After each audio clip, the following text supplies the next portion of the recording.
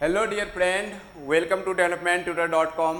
आज जो है मैं इंटरेक्टिव पैनल पे आपको सिखाऊंगा। आज मैंने दिवाली के दिन ही इसको इंस्टॉल किया है। एक्चुअली ऑर्डर तो हमने 1 महीने पहले दिया था, लेकिन इसको आते होते थोड़ा डिले हो गया और ये 1 मंथ के आसपास ये आया है पैनल हमारा।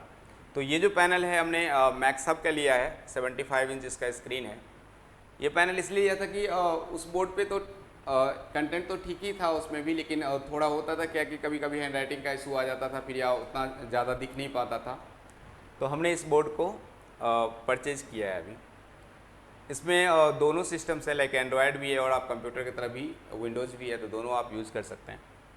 तो मैं इस पहला मैं फर्स्ट लाइक हमने लिखा है कुछ स्केलर्स एंड वेक्टर्स। तो मैं इसके बारे में कुछ आज डिस्कस करने वाले हैं, जो क्या होता है स्केलर्स और क्या होता है वेक्टर्स। तो स्केलर्स उस क्वांटिटी को बोलते हैं जिसमें कि सिर्फ और सिर्फ क्या हो, मैग्नीट्यूड हो, और वेक्टर उस क्वांटिटी को बोलते हैं कि जिसमें कि मैग्नीट्यूड और डायरेक्शन दोनों हो। अब ये जो इतने भी फिजिकल क्वांटिटी हैं उनको 2 पार्ट में हमने डिवाइड कर लिया। जो एक पार्ट हो गया स्केलर्स, दूसरा हो गया वेक्टर्स। तो स्केलर्स की कुछ अपने इंपॉर्टेंट प्रॉपर्टी है, सेम वे में वेक्टर्स का कुछ अपना इंपॉर्टेंट प्रॉपर्टी है।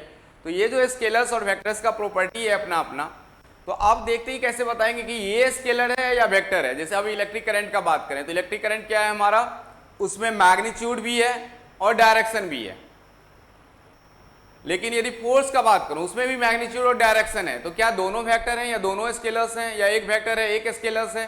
तो ये जो वेक्टर और स्केलर्स हैं इसको देखने के लिए आप कैसे बता सकते हैं कि स्केलर्स है और वेक्टर्स है? तो सबसे पहले एक नॉर्मल डिफिनेशन लिख लेते हैं इसका।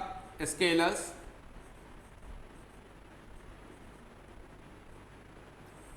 those physical quantity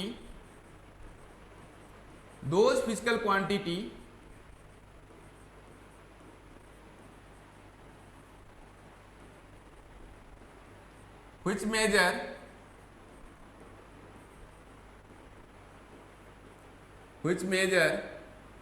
only and only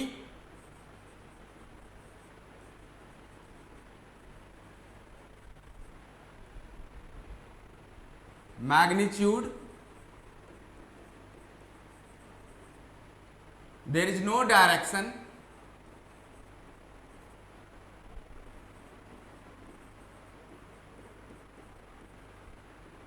is called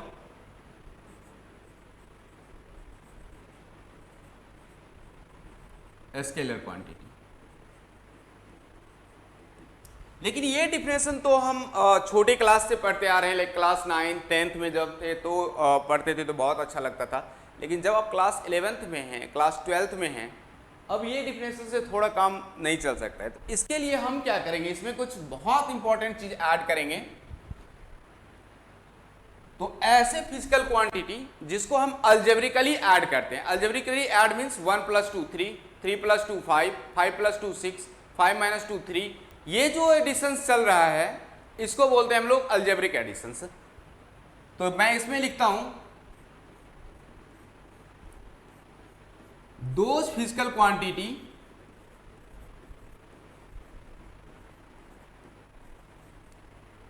which added by law of algebraic addition, law of algebraic addition, law of algebraic addition is called scalar quantity, is called scalar quantity, is called scalar quantity. Those physical quantity, those physical quantity which added, तो यहाँ पे आप quantity लिख लीजिए, which added by law of algebraic addition। अब यदि मैं suppose distance लेता हूं, लाइक एग्जांपल डिस्टेंस, मैं यहां से ऐसे गया, फिर यहाँ पे गया, फिर इस तरह से आया, फिर यहाँ पे गया, फिर इस तरह से गया, फिर यहाँ पे आया, फिर इस तरह से गया, फिर यहाँ पे आया, और मैं बोलूँ कि मेरा जो है यहाँ से यहाँ तक मैं 1 मीटर गया, फिर मैं 1 मीटर ऊपर गया, फिर 1 मीटर इस डायरेक्शन में गया, फिर 1 मीटर इस डायरेक्शन में, फिर 1 मीटर इस डायरेक्शन में, फिर 1 मीटर इस डायरेक्शन में, फिर 1 मीटर इस डायरेक्शन में, फिर 1 मीटर इस डायरेक्शन में, फिर 1 मीटर इस डायरेक्शन में, और फिर 1 मीटर इस डायरेक्शन में।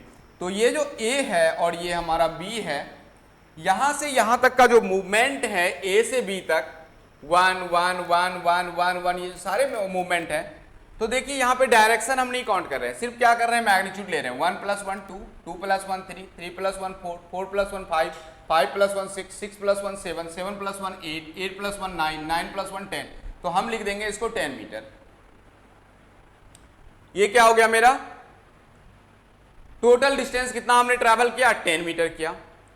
तो इस तरह का यदि एडिशन हो रहा है कहीं पे, तो हम क्या बोलेंगे उसको, जो हमारा स्केलर क्वांटिटी है।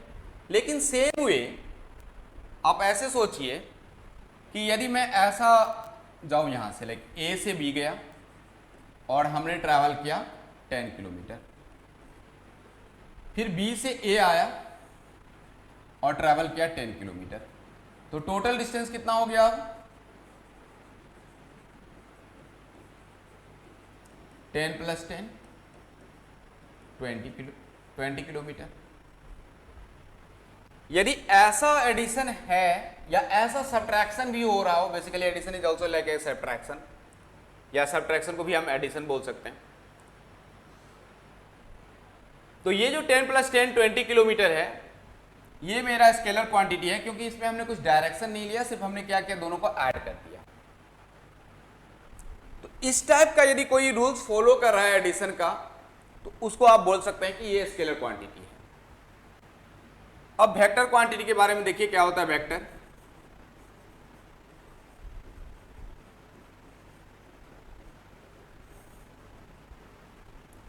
दोज फिजिकल क्वांटिटी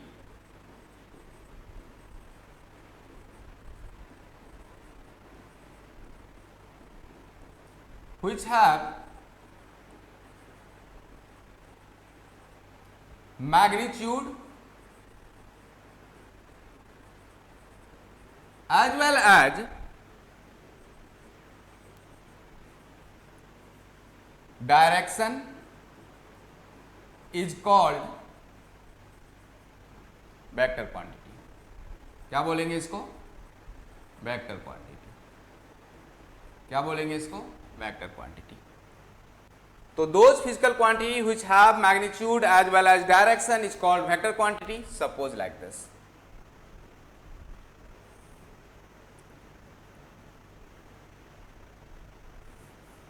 इसके साथ नोट में लिखिए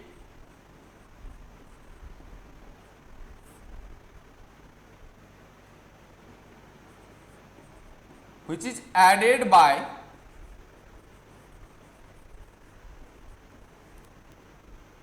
geometric law of addition। geometric law of addition। geometric law of addition means जहां पे क्या हो, डायरेक्शन को हम लोग देखेंगे किस डायरेक्शन में है, और ये समझिए किस तरह से ज्योमेट्रिक लॉ ऑफ एडिशन होगा। सपोज अब ध्यान दीजिए इस तरह से कि मैं यहां से, ये हमारा ईस्ट है, ये हमारा वेस्ट है, और ये हमारा नॉर्थ है, ये मेरा साउथ है। वेस्ट से ईस्ट गए, वेस्ट से ईस्ट गए और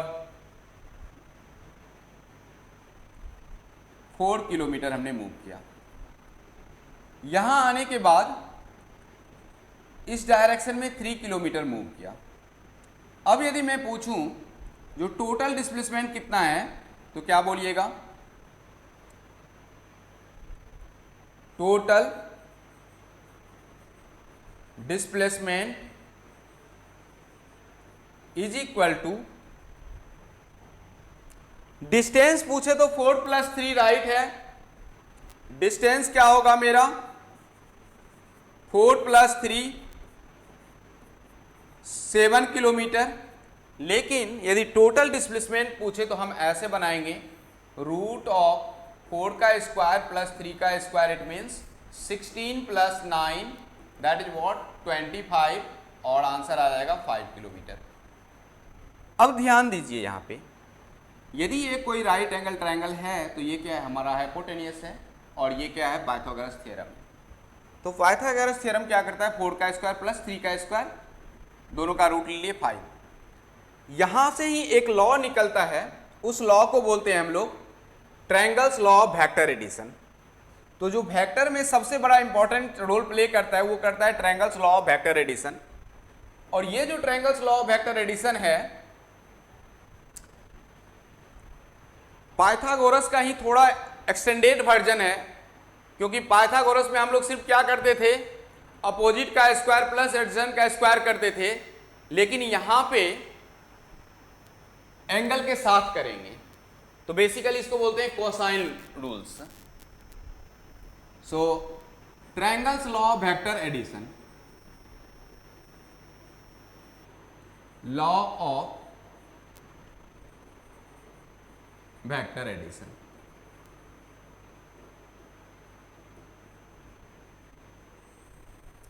जब आपको 2 वेक्टर दिया हो, 3 वेक्टर दिया हो, 4 वेक्टर दिया हो, इसको बोल रहा हूं कि ऐड करके दिखाइए मुझे, तो कैसे ऐड करेंगे? देखिए इधर सपोज हमारे पास 2 वेक्टर दिए हैं, तो ऐड करने का तरीका ये है, वेक्टर को रिप्रेजेंट करते हैं एरो से, तो एरो से रिप्रेजेंट किए। ये वेक्टर ए है और ये वेक्टर हमारा बी है, इन दोनों का एडिशन हम इस तरह से ले लिए और ये लिख दिए वेक्टर आ। ये हमारा रिजल्टेंट वेक्टर है। लेकिन ध्यान ये रहे कि ये टेल से स्टार्ट हो रहा है, हेड पे एंड हो रहा है, फिर दूसरा वेक्टर मेरा टेल से स्टार्ट हो रहा है, हेड पे एंड हो रहा है, tail head tail head.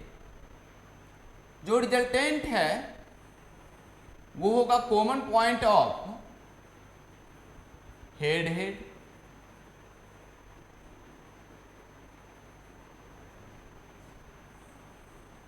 Common point of tail tail. जब इनके बीच का एंगल लेंगे तो इसको थोड़ा आगे बढ़ाइए और यहां से परपेंडिकुलर गिरा दीजिए, ये एंगल थीटा लेंगे। एंगल जब भी लेंगे तो टेल टेल के कॉमन पॉइंट या हेड हेड के कॉमन पॉइंट पे। अब इसको यदि हम देखें तो देखिए ये हमारा O है, ये A है और ये B है। हमने इसको इस तरह से सेलेक्ट कर लिया, O A B, O A B। यदि इस ट्रायंगल को देखें तो ये हमारा एक राइट एंगल ट्रायंगल है और इस पॉइंट को ले लेते हैं हम C। तो यहां से जो रिजल्टेंट का फॉर्मूला आएगा वो आएगा R is equal to root of A square plus B square plus 2ab cos theta. ये हमारा रिजल्टेंट का फॉर्मूला है। और जो एंगल आएगा कितने डिग्री पे, कितने एंगल पे ये एक्ट कर रहा है, तो tan alpha is equal to B sine theta upon A plus B cos theta.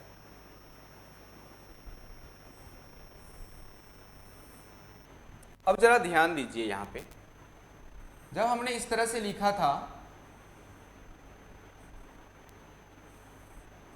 तो इसको जैसे ही आगे बढ़ाएंगे तो ये एंगल कितना होगा 90 डिग्री, इधर भी कितना होगा 90 डिग्री। ये 4 किलोमीटर है, ये 3 किलोमीटर है, ये O है, ये A है और ये B है। यदि मैं OB का स्क्वायर करूं तो उसको इस तरह से लिख सकते हैं, रूट ऑफ OA का स्क्वायर प्लस AB का square plus 2 times of OA AB cos 90 degree, cos 90 degree. अब ध्यान दीजिए, OA मेरा कितना है 4 किलोमीटर है और ये डिस्प्लेसमेंट है, तो क्या करेंगे 4 का स्क्वायर प्लस 3 का square plus 2 into 4 into 3 cos 90। तो पाइथागोरस में तो 4 स्क्वायर प्लस 3 स्क्वायर तक ही करते थे, इसमें क्या करेंगे और 2ab cos थीटा लिख देंगे। तो ये जो रूल्स है एडिशन का, बेसिकली हम क्या कर रहे हैं, ऐड ही तो कर रहे हैं, लेकिन हम ज्योमेट्रिक एडिशन से कर रहे हैं। तो क्या होगा, ये 4 का square 16 plus 9 plus 2 into 4 into 3 24, cos 90 का वैल्यू 0, तो ये आंसर आ जाएगा आपका 16 + 9 कितना होता है 25, और रूट 25 कितना होता है मेरा 5 किलोमीटर। कितना होता है ये 5 किलोमीटर, राइट ना। रूट 25 कितना होता है मेरा 5 किलोमीटर। अब ये जो 5 किलोमीटर है तो ये हमारा वेक्टर रेडिएशन है। यदि हमें पूछे कि कितने एंगल पे ये एक्ट कर रहा है इसका रिजल्टेंट, तो आपको क्या करना है tan अल्फा लिखना है, और 90 डिग्री है, हमने ए बी आप इसको ले लीजिए और ए इसको लिख लीजिए, तो b sin 90, तो लिखिए इसको 3 sin 90 divide by a + b 4 + 3 cos 90। cos 90 और sin 90 हमारा 1 होता है, cos 90 0 होता है, तो ये हो गया 3/4। So alpha is become tan inverse 3/4। ये हमारा डायरेक्शन आ गया। इसका डेरिवेशन आप कर सकते हैं कि OB का square is equal to OA का स्क्वायर प्लस AB का स्क्वायर, और ये जो वेक्टर B है इसका एक कंपोनेंट इधर आ जाएगा B cos थीटा, इधर आ जाएगा B sin थीटा, और ये A है तो A + B cos थीटा का whole square plus B sin theta का होल स्क्वायर, सबको ओपन करेंगे तो ये फॉर्मूला यहाँ से बन जाएगा। अब ये इतना इंपॉर्टेंट है पूरा फिजिक्स के लिए कि जब भी आपको फैक्टर क्वांटिटी देखेंगे तो आपको एडिशन के लिए हमेशा ये सोचना पड़ेगा किस एंगल पे एक्ट कर रहा है। जिस एंगल पे एक्ट करेगा उस एंगल के हिसाब से आपको बताना है कि रिजल्टेंट कहाँ पे एक्ट करेगा। लेकिन क्वेश्चन ऐसे भी पूछते हैं इसमें, ये तो दो वेक्टर का एडिशन हमने कर लिया, लेकिन हमारे पास यदि ऐसा दे दे कि हमारे पास वेक्टर है इस तरह से, vector r equal to vector a plus vector b plus vector c, और बोलेगा इसका triangles law of vector addition किस तरह से बनेगा, तो ऑप्शन इस तरह से आपको दे देगा कि कुछ ऐसा है, a है, फिर b है इस तरह से, और कुछ इस तरह से बोलेगा कि c है,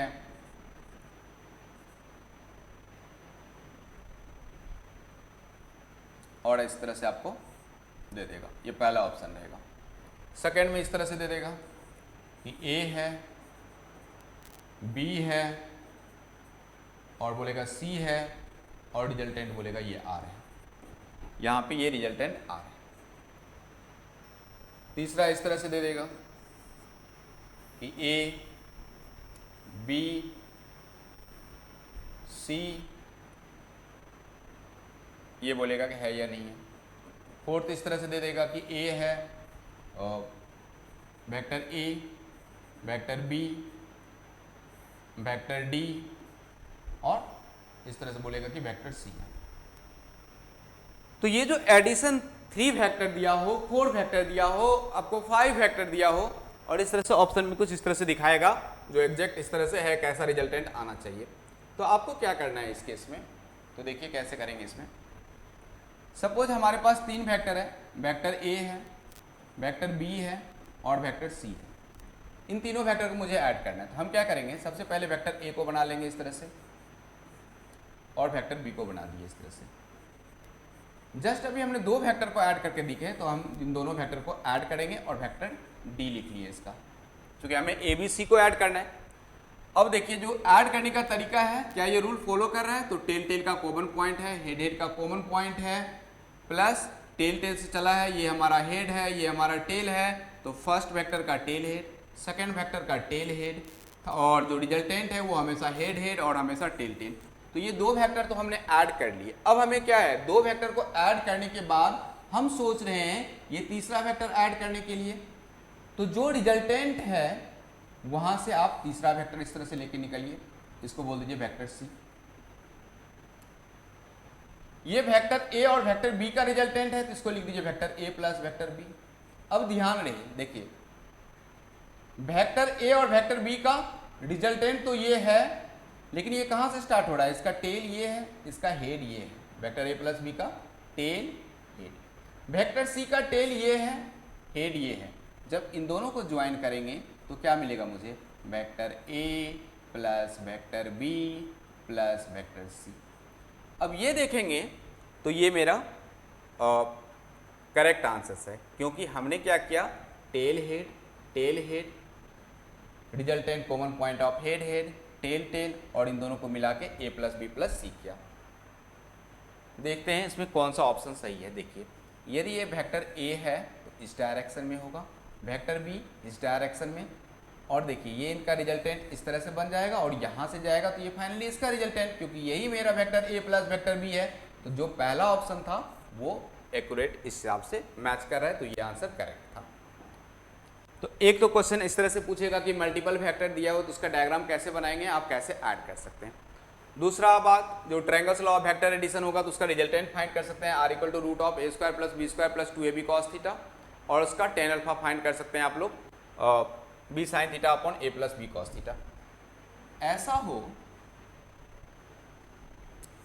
कि ये एक वेक्टर है ए और दूसरा वेक्टर ये है बी, अब पूछेगा find resultant of this two vector, resultant of two vector. तो क्या करेंगे, तो देखिए ये टेल तो है, पहला वेक्टर का हेड है, दूसरा वेक्टर का टेल है और हेड है, लेकिन इन दोनों के बीच का जो एंगल है वो कितना है, 0 डिग्री है। तो रिजल्टेंट क्या होगा इसका, root of A square plus B square plus 2ab cos 0।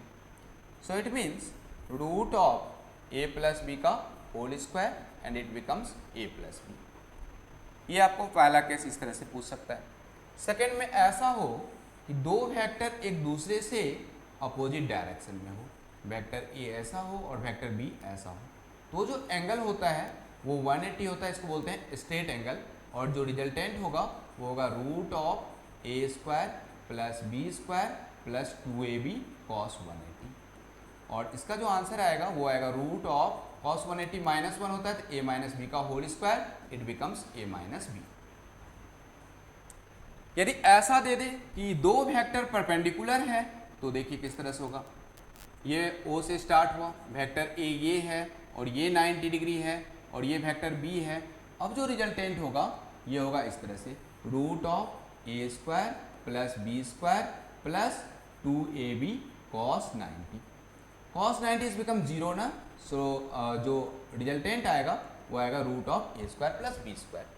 इसके अलावा कोई थीटा दिया हो, cos 60 दिया हो, cos 120 दिया हो, तो आप यहाँ पे cos का वैल्यू आपको लर्न करना पड़ेगा, लाइक cos 0 90, cos 0 1 होता है, cos 90 0 होता है, cos 30 3/2 होता है, जो भी वैल्यू है उसको आपको पुट करना है। डायरेक्शन पूछे तो ये 0 डिग्री पे एक्ट कर रहा है, दोनों सेम डायरेक्शन में जा रहा है, वो ये 180 पे है, तो उस तरह से आप डायरेक्शन भी फाइंड कर सकते हैं। इसके अलावा जो वेक्टर्स का इंपॉर्टेंट कंसेप्ट है उसको बोलते हैं हम लोग dot product of two vectors, dot product, और इसी को बोलते हैं हम लोग स्केलर प्रोडक्ट, स्केलर प्रोडक्ट। देखिए ये क्या होता है, vector A dot vector B, इसको लिख सकते हैं हम लोग magnitude of vector A magnitude of vector B cos theta. तो यदि दो वेक्टर के बीच में आपको एंगल पूछ रहा हो तो ये बहुत इंपॉर्टेंट हो जाता है यहाँ से फाइंड करना। आप यहाँ से डायरेक्टली लिख सकते हैं cos theta is equal to vector A dot vector B upon magnitude of vector A और magnitude of vector B. Suppose आपको दो क्वेश्चन दे दे, इस तरह से क्वेश्चन दे देगा, बोलेगा vector A equal to i plus 2j plus 3k और वेक्टर बी इक्वल टू बोल देगा 3i plus 2j plus 4k।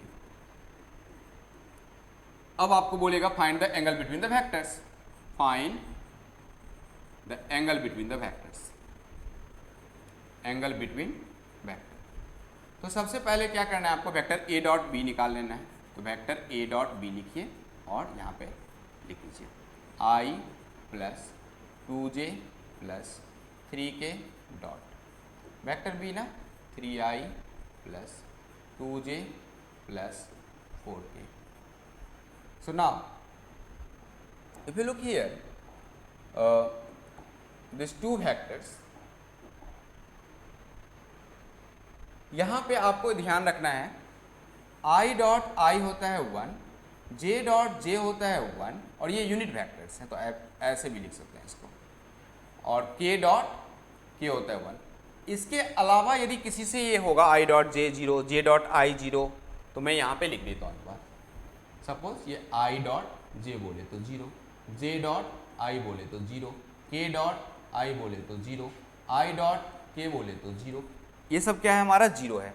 अब यदि i डॉट 3 आए तो कितना होगा ये 3, 2 इंटू 2 कितना होगा 4, 4 इंटू 3 कितना होगा 12, मैग्नीट्यूड ऑफ वेक्टर ए ना, तो 1 का स्क्वायर प्लस 2 का 4 प्लस 1 5, और 5 प्लस 9 कितना हो गया ये, रूट ले लीजिए, इसका कोफिशिएंट देखिए कितना है 1, तो 1 का स्क्वायर प्लस 2 का स्क्वायर 4 प्लस 9, सेम यहाँ पे मल्टीप्लाई का साइन दीजिए।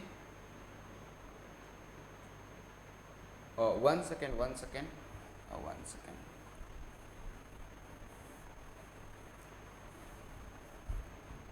ये हमारा वेक्टर a डॉट बी है, सो हम लिख लेते हैं इसको vector a dot B, vector a dot vector b is equal to 3 plus 4 9, 9 plus 12 21। अब मुझे निकालना है मैग्नीट्यूड ऑफ वेक्टर a, तो मैग्नीट्यूड ऑफ वेक्टर a के लिए आपको स्क्वायर लिखना है। कोफिशिएंट ऑफ i कितना है 1, तो 1 का स्क्वायर 1, कोफिशिएंट ऑफ j कितना है 2, उसका स्क्वायर लीजिए 4, कोफिशिएंट ऑफ k कितना है 3, उसका स्क्वायर लीजिए 9, ये कितना होगा मेरा 4 प्लस 1 5, 5 प्लस 9 14। सेम वे में मैग्नीट्यूड ऑफ वेक्टर b लिखना है आपको, coefficient of i 9 plus 4 plus 16, ये कितना आ गया रूट 29। अब मेरे पास फॉर्मूला क्या है, तो फॉर्मूला है cos theta is equal to vector a dot vector b upon magnitude of vector a magnitude of vector b। So vector a dot b कितना है हमारे पास 21 है, तो आप लिख लीजिए इसको 21 divide by magnitude of vector a root 14 into root 29, ये हमारा कॉस थीटा है। थीटा इज इक्वल टू आपको लिखना है cos inverse 21 divide by root 14 into root 29। तो हमने सीखा अभी स्केलर्स किसको बोलना है, वेक्टर्स किसको बोलना है, इन दोनों का डॉट प्रोडक्ट क्या होता है और स्केलर प्रोडक्ट किसको बोलते हैं, और triangles law of vector addition किसको बोलते हैं, और दो वेक्टर को आप ऐड कैसे कर सकते हैं। तो वेक्टर को ऐड करने के लिए हम लोग क्या करेंगे, ज्योमेट्रिक लॉ ऑफ एडिशन को फॉलो करेंगे, जबकि ट्रायंगल्स लॉ ऑफ वेक्टर को ही हम लोग ज्योमेट्रिक लॉ ऑफ एडिशन बोलते हैं। जब स्केलर को हमें ऐड करना हो तो सिंपली हम लोग क्या करेंगे, अलजेब्रिक एडिशन यूज़ करेंगे। So thank you so much.